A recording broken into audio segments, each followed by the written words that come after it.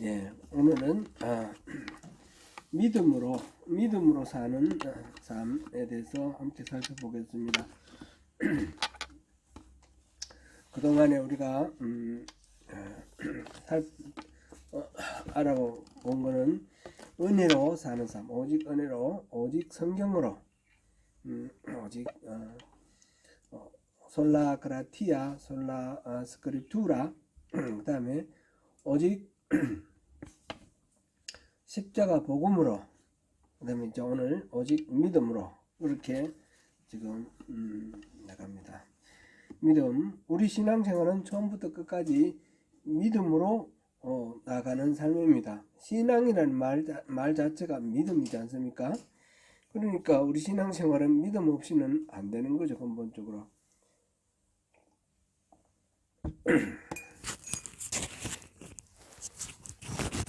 그래서 마르틴 루터가 종교개혁을 일으키면서 내건 기치 중에 가장 중요한 것이 오직 믿음으로, 솔라 피데, 이겁니다. 그래서 우리 신앙의 모든 부분에서 어떻게 오직 믿음으로 가능한가, 그거를 알아보려고 하는데요. 오늘 그 첫 시간으로 이제 믿음으로, 우리 신앙생활은 전부 다가 믿음으로 가능하다라는 것을 모든 측면에서 이렇게 한번 확인해 보려고 합니다. 첫 번째로 우리가 확인해 볼 부분은 우리가 구원을 얻은 것은 오직 믿음으로다 라는 것입니다. 구원을 얻는 것은 오직 믿음으로다. 우리 신앙생활에서 가장 기본적이고 필수적인 게 우리 구원 아닙니까? 신앙의 어쩌면 핵심이고 본질이다 말할 수 있는 것이 구원인데, 그런데 잘 아시는 바와 같이 우리가 구원을 얻는 것은 바로 믿음으로 가능합니다. 성경은 이것을 명백하게 말하고 있습니다. 에베소서 2장 8절 9절 제가 읽어보겠습니다. 에베소서 2장 8절 9절입니다. 너희는 그 은혜에 의하여 믿음으로 말미암아 구원을 받았으니 이것은 너희에게서 난 것이 아니요 하나님의 선물이라. 행위에서 난 것이 아니니 이는 누구든지 자랑하지 못하게 함이라. 아멘.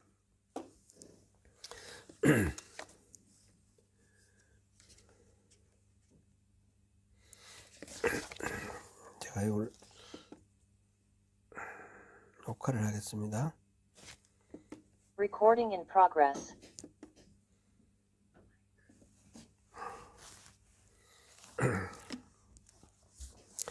너희는 그 은혜에 의하여 믿음으로 말미암아 구원을 받았다 그랬습니다. 갈라디아서 2장 16절 보면 사람이 의롭게 되는 것은 율법의 행위로 말미암은 것이 아니요 오직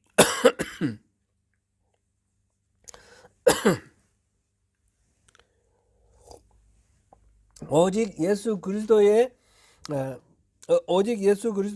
믿음으로 말미암는 줄 알므로 우리도 그리스도 예수를 믿나니 이는 우리가 율법의 행위로서가 아니고 그리스도를 믿음으로써 의롭다함을 얻으려 함이라. 율법의 행위로서는 의롭다함을 얻을 육체가 없느니라.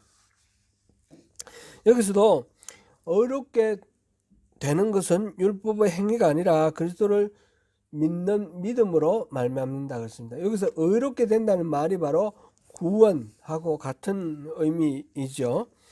요한복음 3장 16절에도 그런 표현이 있습니다. 하나님이 세상을 이처럼 사랑하사 독생자를 주셨으니 이는 그를 믿는 자마다 멸망치 않고 영생을 얻게 하려 하심이라. 여기 믿는 자마다 영생을 얻게 하려 합니다. 영생을 얻는 것이 바로 구원이죠.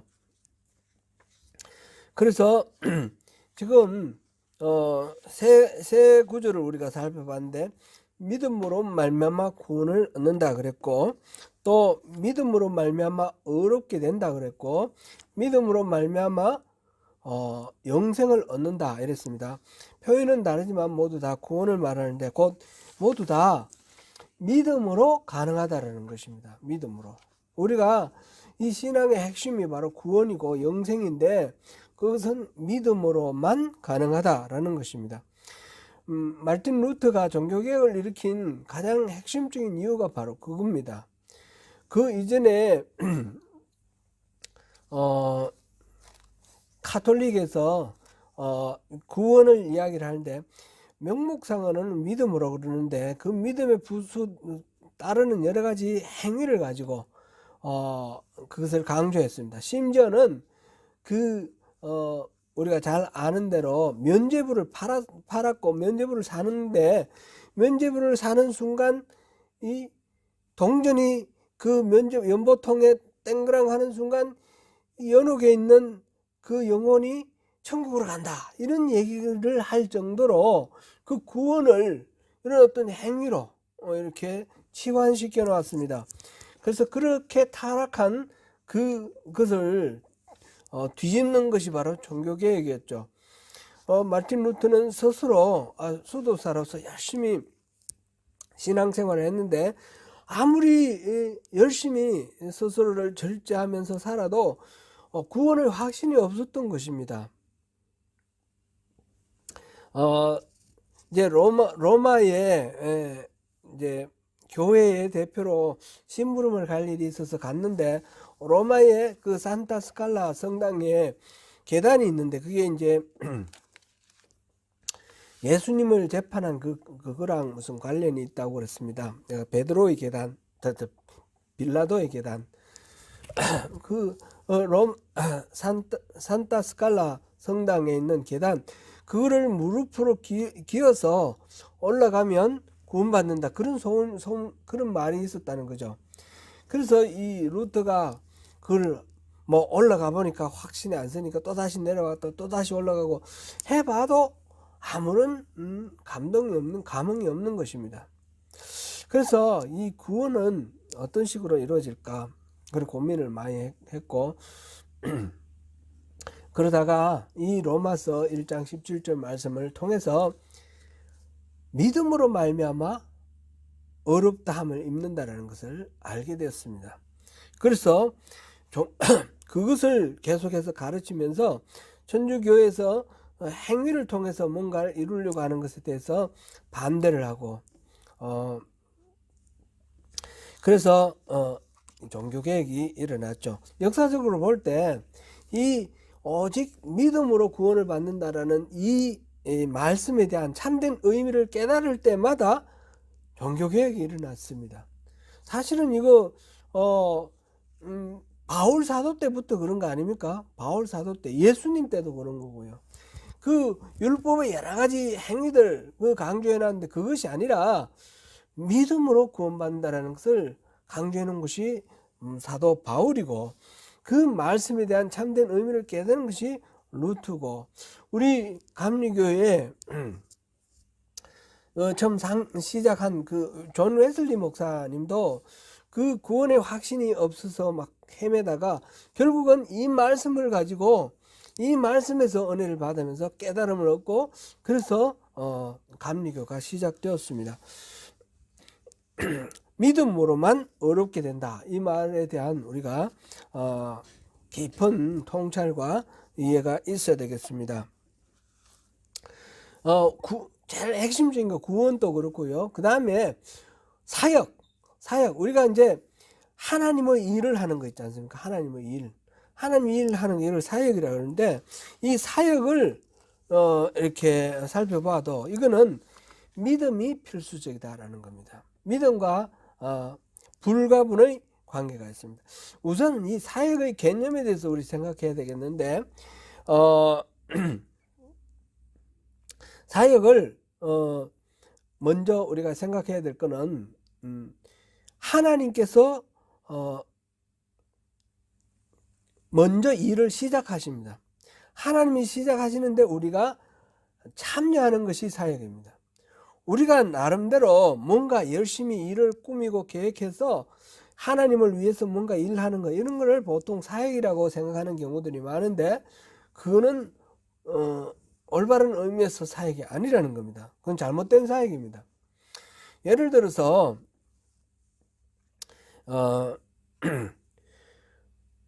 노아가 방주를 만들었습니다. 하나님께서 이 땅을 물로 청소를 하기로 계획을 잡으시고 노아에게 방주를 만들게 하셨어요. 그래서 이 노아가 그 하나님의 계획에 따라서 방주를 만들었습니다. 많은 사람들이 조롱하고 막 이렇게 핍박했을 때에 노아가 하나님이 말씀해 주신 그 계획을 의지해서 그 일을 했을 때에 의미가 있었습니다. 만약 노아가 아무리 봐도 이 사람들 전부 지옥에 갈 사람들 보니까 너무 안타까워 가지고 방주를 안 만들고 하나님이 이제 물론 이제 청소한다 하시니까 마음이 불타 가지고 막 집집이 다니면서 하나님 말씀을 듣고 깨달으라고 막 회개하라 그러고 전도를 했어요. 평생 동안 120년 동안 전도를 해가지고 그러니까 많은 사람들을 막 회복시켰으면 그건 올바른 사역이 될까요? 그건 하나님하고 아무 상관없는 일이 되어버리는 겁니다. 그러니까 우리가 사역이라 할 때 교회에서도 그렇고 어떤 우리 나름대로 그럴듯한 좋은 아이디어를 내가지고 하나님을 위해서 이런 계획을 세우고 추진하는 것은 아니라는 것이죠. 하나님께서 계획을 세우시고 우리를 초대하실 때에 그게 따르는 것, 그것이 바로 올바른 의미에서 사역입니다. 예수님께서는 계속해서 요한복음에서 나는 스스로 일을 하지 않는다 그랬습니다. 아버지께서 하신 일을 보고 한다 그랬고 말씀하시는 대로 자기도 따른다라고 했습니다. 이 예수님의 그 말씀 속에서 가장 중요한 핵심은 예수님 나름대로 창의적인 어떤 생각을 가지고 그렇게 새롭게 종교를 만들어 나가는 그런 사상가가 아닙니다. 예수님은 하나님이 보여주시는 대로 하나님이 이끄시는 대로 나아가시는 그런 사역을 하셨습니다. 그래서 성경이 말하는 사역은 항상 하나님께서 주도하시는 것입니다. 하나님의 계획을 그러면 우리가 알아야지 그 계획에 동참할 것 아니겠습니까? 어떻게 압니까? 하나님은 우리를 부르시는데 그 하나님 부르심, 하나님의 일에 우리를 동참하도록 부르시는 그 부르심은 우리가 하나님과의 친밀한 관계를 맺고 있을 때에 하나님의 뜻을 알게 되고 하나님의 소원을 알게 되고 하나님의 계획을 알게 되는 것입니다. 그러니까 하나님의 사역을 하기 위해서 필요한 것은 친밀한 교제 가운데 있는 것이고 그것은 바로 우리가 하나님과 깊은 신뢰 가운데 믿음으로 우리가 같이 있을 때 하나님의 동력자가 된다는 것입니다. 그러므로 이 사역을 위해서 우리가 하나님의 일을 하는 이 사역을 위해서 반드시 필요한 것이 바로 믿음입니다. 믿음 안에서 친밀한 교제를 이루는 것입니다. 성경에 나오는 모든 믿음의 그 주인공들은 그렇습니다. 히브리서 11장에 특별히 믿음에 대한 이야기들이 많이 나오는데 그 사람들도 다 자기 나름대로 창의적으로 뭔가 만들어내는 것이 아니라 하나님의 부르심에 응답하고 나가는 그런 믿음입니다. 첫 번째는 구원이었고 두 번째는 사역이었습니다. 세 번째는 하나님이 우리 안에 늘 거하시는 삶. 우리가 이제 친밀한 교제를 얘기했으니까 하나님이 우리 안에 거하시는 그 삶은 어떻게 되느냐? 그것도 바로 믿음 안에서 가능하다는 것입니다. 갈라디아서 2장 20절 우리 잘 아시는 구절이죠. 내가 그리스도와 함께 십자가에 못 박혔나니 그런즉 이제는 내가 사는 것이 아니라 아니요 오직 내 안에 그리스도께서 사신 것이라. 이제 내가 육체 가운데 사는 것은 나를 사랑하사 나를 위하여 자기 자신을 버리신 하나님의 아들을 믿는 믿음 안에서 사는 것이다. 그랬습니다. 여기서 하나님의 아들을 믿는 믿음 안에서 내가 산다 그랬습니다. 그 앞에서 내가 육체 가운데 사는 것은 이제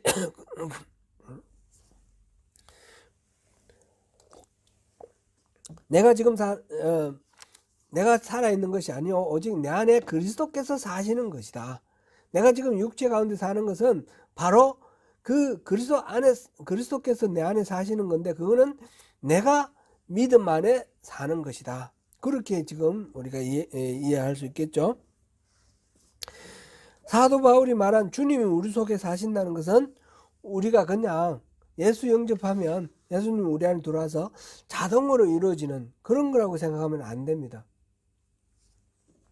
이거는 에베소서 3장 15절 17절 사이에서 읽어보면 바울 사도가 에베소 교회를 위해서 기도를 하는데 그리스도 안에 사는 삶을 살 수 있도록 기도를 하고 있어요. 그냥 이거는 우리가 예수 믿으면 자동으로 되는 것이 아니라는 것을 여기서 알 수 있습니다. 그래서 믿음으로 3장 17절에 보면 믿음으로 말미암아 그리스도께서 너희 마음에 계시게 하셨고 믿음으로 그리스도께서 이 에베소 교회 성도들 안에 계시도록 그렇게 기도를 하고 있습니다.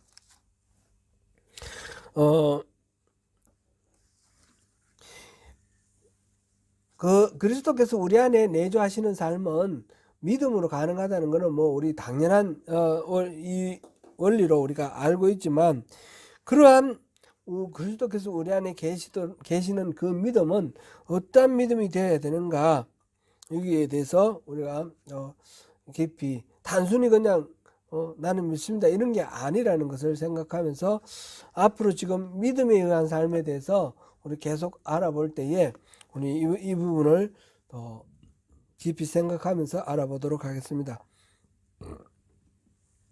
성령의 능력을 경험하는 것도 믿음으로 가능합니다.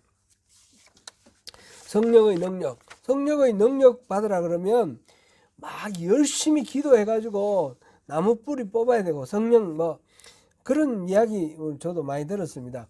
방언 받으라 그러면 막 산에 올라가가지고 나무 뿌리가 뽑히도록 기도하라 그러고 뭐 방언보다 더 큰 은사를 받으려면 예언의 은사를 받으려면 더 많이 기도해야 되고 이런 식으로 뭔가 성령의 은혜를 받았고 성령의 능력을 체험하려고 그러면 우리가 열심히 기도하거나 아니면 금식하거나 우리가 막 노력을 해야 되는 거로 그렇게 생각을 하는데 그러니까 우리의 노력의 공로의 대가로 성령의 은혜를 우리가 체험할 수 있는 것처럼 그렇게 이해하는 경향이 있다는 거죠.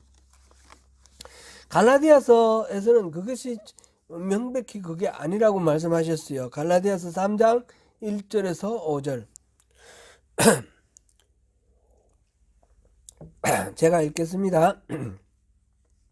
어리석도다 갈라디아 사람들아 예수 그리스도께서 십자가에 못 박히신 것이 너희 눈앞에 밝히 보이거늘 누가 너희를 꾀더냐 내가 너희에게서 다만 이것을 알려 하노니 너희가 성령을 받은 것이 율법의 행위로냐 혹은 듣고 믿음으로냐 너희가 이같이 어리석으냐 성령으로 시작하였다가 이제는 육체로 마치겠느냐 너희가 이같이 많은 괴로움을 헛되이 받았느냐 과연 어땠냐 너희에게 성령을 주시고 너희 가운데서 능력을 행하시는 이의 일이 율법의 행위였었냐 혹은 듣고 믿음했었냐 답이 뭡니까? 듣고 믿음했습니다. 그죠? 성령을 받은 것도 옛날에 성령을 이렇게 이거를 성령 세례라고 세례와 성령 충만을 우리가 이렇게 나누었었는데 처음 예수를 믿고 성령님이 우리에게 오신 것도 행위로가 아니고 율법의 행위로가 아니고 듣고 믿음으로 들어오셨고 매일매일 우리 삶 속에서 성령으로 오셔서 우리를 이끌어 가시는 그 은혜도 바로 율법의 행위가 아니라 듣고 믿음으로라는 거죠. 성령을 받는 게 과거의 한 시제가 있고 현재가 있죠. 현재는 매일매일 충만하게 채워지는 이 성령. 이렇게 성령의 능력을 경험하는 것도 믿음으로 가능하다라는 것을 우리가 확인할 수 있습니다. 그 다음에 다섯 번째는 치유를 위해서도 믿음이 필수입니다. 성경은 믿음과 치유가 밀접한 관계가 있다는 것을 여러 구절에서 이렇게 나타내고 있습니다. 마태복음 9장 20절에서 22절 보면 20절에서 22절 제가 읽겠습니다. 12해 동안이나 혈루증으로 앓는 여자가 예수의 뒤로 와서 그 굿옷가를 만지니 이는 제 마음에 그 굿옷만 만져도 구원을 받겠다 함이라. 예수께서 돌이켜 그를 보시며 이르시되 따라 안심하라 내 믿음이 너를 구원하였다 하시니 여자가 그 즉시 구원을 받으니라. 예수님이 치료하실 때 이렇게 환자의 믿음을 굉장히 중요하게 생각했습니다. 또는 환자 주변의 사람의 믿음. 예를 들면 중풍병자를 데리고 와서 지붕을 내려서 이렇게 치유하는 그 사건 있죠.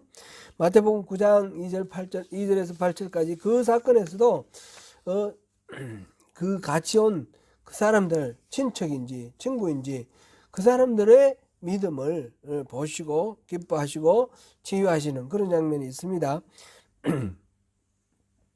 예수님께서는 그 외에도 믿음의 분위기를 만들려고 하시는 그런 장면도 많습니다. 예를 들면 회당장 야이로의 집에 들어가서 그 딸을 살리실 때 보면 사람들이 현재 상황, 그 아이가 이제 죽었다고 실망하여 곡하고 막 떠들썩한데 그 사람들을 다 물리칩니다. 물리치고 베드로와 요한과 야고보 세 사람만 데리고 이렇게 들어가서 이렇게 치유하는 그런 장면에서 보면 집중적으로 기도하는 그런 분위기가 꼭 필요하다는 것이죠.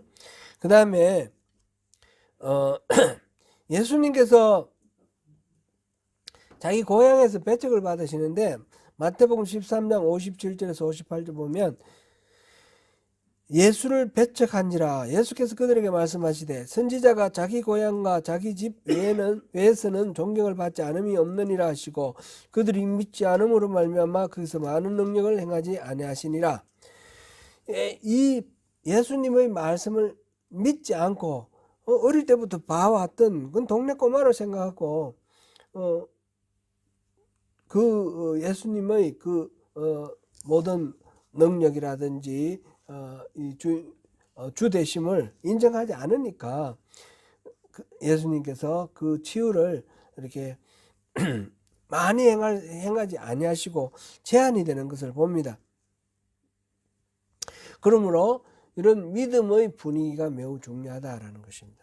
여기서 우리가 하나 주의해야 될 것은 믿음이 뭐냐라는 거를 우리 잘못 오해를 하면 이 병은 기도하면 반드시 낫는다는 어떤 자기 확신, 그걸 믿음으로 생각하는 경우들이 많습니다. 그렇죠? 우리 믿습니다 막 그러면 낫는 것처럼. 근데 그런 식으로 믿음은 자기 확신을 가지고 믿음이라 하지 않는다라는 걸 여러 번 우리가 살펴봤습니다. 지적 동의, 제 대표적인 두 개 믿음으로 오해되는 두 가지가 지적 동의, 머리로 이게 이렇구나 라고 생각하는 거, 그거로 믿음이라 할 수 없고, 또 하나는 자기 확신, 내가 이거 믿습니다 그러면 믿는 거라고 생각하는, 이거 믿음이 아니라고 그랬습니다. 그래서 이제 확실히 믿는다라는 그런 자기 확신만 있으면 이게 바른 믿음이라고 생각하니까 우리가 마음속에 어떤 확신이 없을 때는 치유를 위해서 기도해 주기도 힘들고, 또 이렇게 치유가 잘 안 되면 믿음이 없어서 그렇다고 그러고,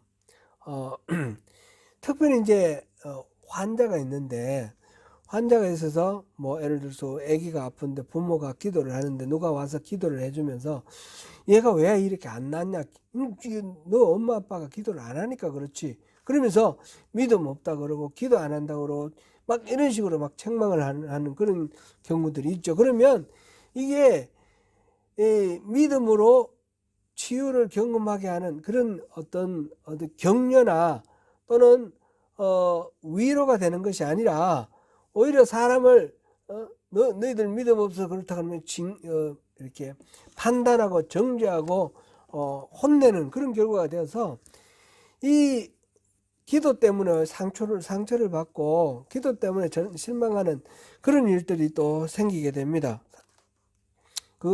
그래서 또 기도 원하는 대로 안 된다고 해서 또 가혹 행위를 하고 막 안찰한다고 때려가지고 막 이렇게 잘못되기도 하고, 이런 것들이 다 믿음에 대한 그릇된 인식에서 나오는 그런 불상사다, 이렇게 볼 수 있겠습니다. 그 믿음에 대해서 우리도 계속 관심을 가지고 앞으로 또 살펴보도록 하겠습니다. 그리고 이와 비슷한 것으로 기도의 응답도 반드시 믿음이 필수적입니다.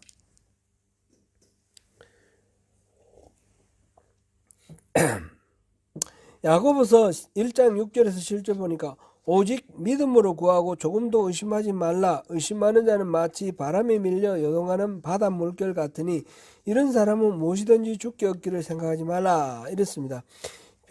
믿음, 기도의 응답을 받기 위해서는 믿음이 필요하다라는 말씀이죠. 그런데 이 부분도 조금 더 생각해 봐야 되겠습니다. 우선 마태복음 7장 9절에서 11절 제가 읽겠습니다. 너희 중에 누가 아들이 떡을 달라 하는데 돌을 주며 생선을 달라 하는데 뱀을 줄 사람이 있겠느냐?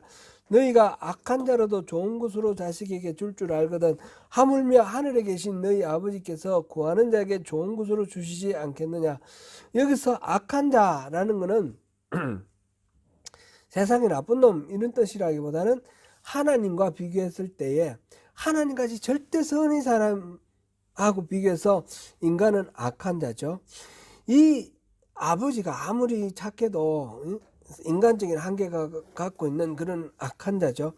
그런데 이 아버지, 세상의 아버지들을 다 자식들에게 좋은 거 주는 거 아니냐 그러죠. 그런데 하늘 아버지께서 이 사람과 비교할 수 없는 하늘 아버지께서 좋은 거 안 주실 리가 있느냐 이 말이죠. 더 좋은 걸 주신다, 성령을 주신다 이 말씀이죠. 그런 말씀을 하면서 하나님에 대한 신뢰를 하라는 거죠. 신뢰.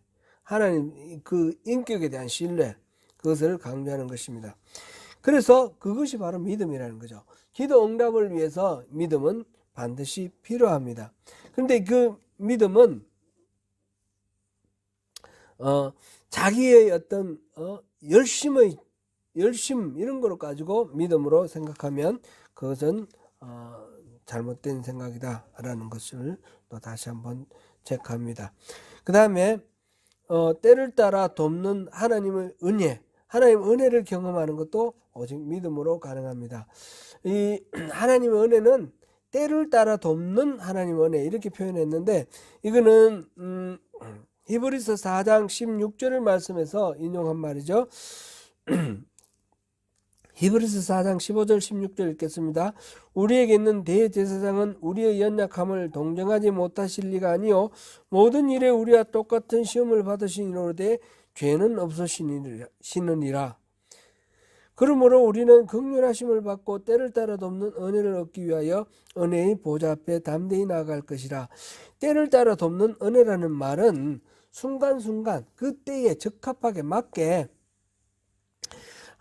적절한 하나님의 도움의 손길을 우리가 받는 것, 그것을 은혜, 때를 따라 돕는 은혜 이렇게 표현했습니다. 그런데 이 때를 따라 돕는 은혜는 어떻게 가능하죠? 믿음으로 가능하다는 겁니다. 믿음으로. 우리가 성소에 들어갈 담력을 얻고 하나님의 보좌 앞에 나아갈 수 있는 것, 그것이 바로 믿음이다라는 것이죠. 오늘은 제가 지금 말씀하는 이 것들을 나열하는 것들을 따로따로 이렇게 외실 필요는 없습니다. 이게 이 목적은 우리 신앙의 모든 면을 전부 다 망라해서 그런 의미로 제가 지금 나열하고 있는 것이니까 그렇게 이해를 하고 구원에서부터 시작해서 우리 삶의 모든 영역에서 신앙생활은 다 믿음으로 라는 그런 것으로 이해하면 되겠습니다. 8번째, 하나님의 모든 약속과 유업을 얻는 길도 오직 믿음뿐입니다. 갈라디아서 3장 13절에서 14절입니다. 그리스도께서 우리를 위하여 저주를 받으신 바 되사 율법의 저주에서 우리를 속량하셨으니 기록된 바 나무에 달린 자마다 저주 아래에 있는 자라 하였음이라. 이는 그리스도 예수 안에서 아브라함의 복이 이방인에게 미치게 하고 또 우리로 하여금 믿음으로 말미암아 성령의 약속을 받게 하려 함이라.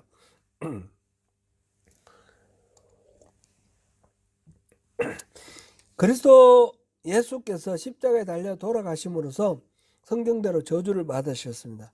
그래서 우리가 받아야 할 저주를 율법을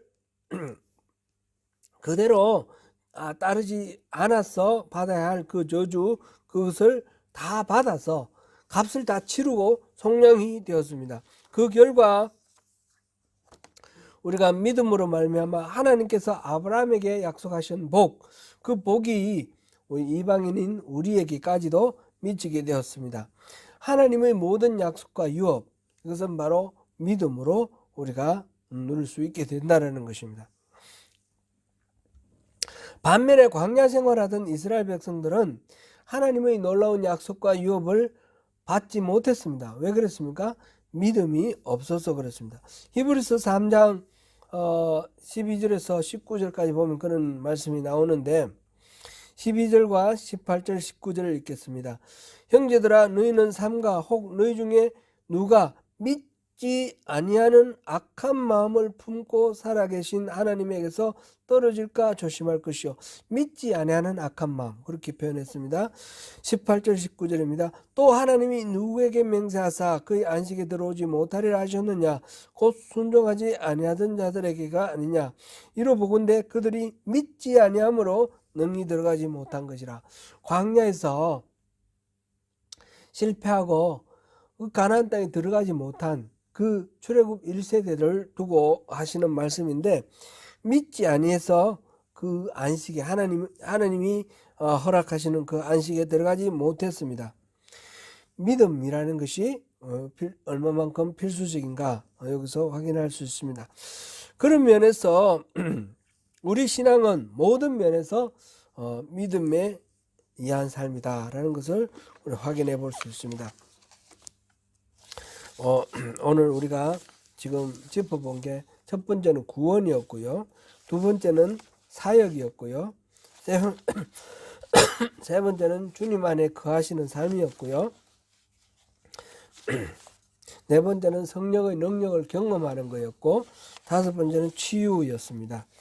여섯 번째는 기도의 응답이었고, 일곱 번째는 때를 따라 돕는 하나님의 은혜를 입는 것이었고요. 여덟 번째는 하나님의 모든 약속과 유업을 얻는 것, 이것이었습니다.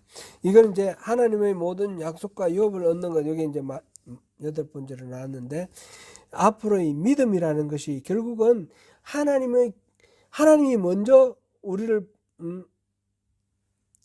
선택하시고 부르신다 했지 않습니까?